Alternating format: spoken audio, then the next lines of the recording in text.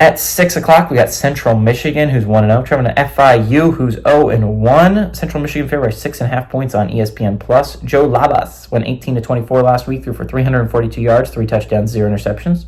Miles Bailey had 9 carries for 68 yards and 2 touchdowns, and Solomon Davis had 4 catches for 109 yards and 2 touchdowns. Keon Jenkins went 20-29 for the Panthers, threw for 129 yards, 1 touchdown, 1 interception. Kajon Owens had 6 carries for 36 yards, and Dean Patterson had 5 catches for 28 yards. Central Michigan is 1-0 against FIU all time. They played in 2021, and Central Michigan came out on top 31-27. This was in Central Michigan, by the way. This is the first time they're going to be playing at Florida International.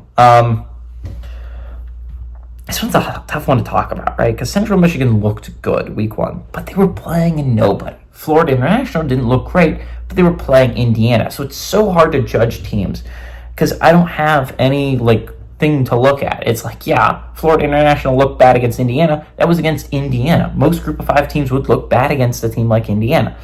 I don't think Florida International is competing for a Conference USA title, but again, I don't know if Central Michigan is going to be competing for a MAC because, again, they played a nobody.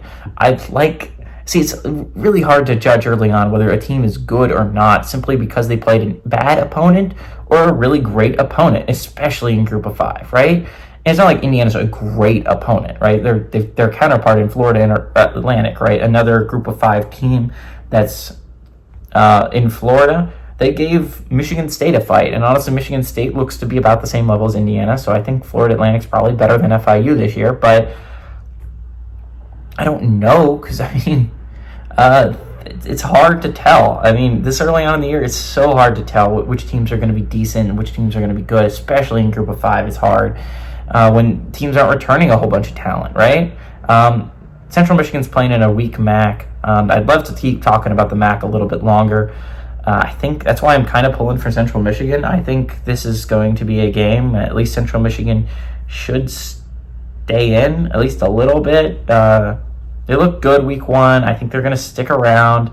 I think this could be a close game, but I like Central Michigan on the road to win and cover. I think they should cover the 6.5 point spread. I like Central Michigan to win and cover.